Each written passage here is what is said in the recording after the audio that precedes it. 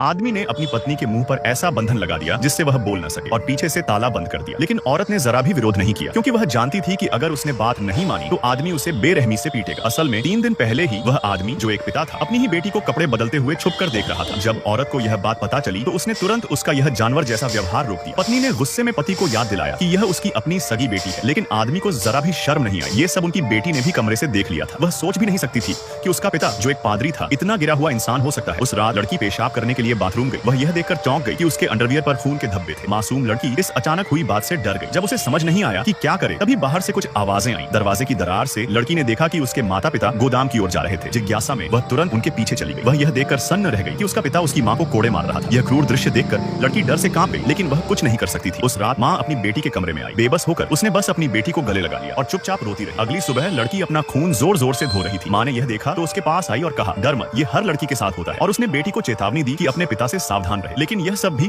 उस दरिंदे जैसे आदमी ने देख लिया। गुस्से में उसने पत्नी के मुंह पर फिर से बंधन लगा दिया, उसकी इज्जत को बेरहमी से कुचलते हुए। अगले दिन लड़की और उसकी मां चर्च में भगवान का बपतिस्मा लेने पहुंची। लड़की ने अपनी कमजोर मां को देखते हुए पूछा, आप उन्हें ऐसा क्यों करने देती हैं? वह कभी आपके जैसे नहीं होंगे। यह कोई जीने का तरीका नहीं है। बेटी की बात सुनकर मां चुप रही। उसने मंच पर खड़े अपने पाखंडी पति को देखा। औरत का जीवन से विश्वास पूरी तरह टूट चुका था। वह धीरे धीरे उठी और बाहर चली गई। लड़की को अंदाजा भी नहीं था कि उसकी मां अपनी जिंदगी का सबसे साहसी फैसला लेने जा रही थी।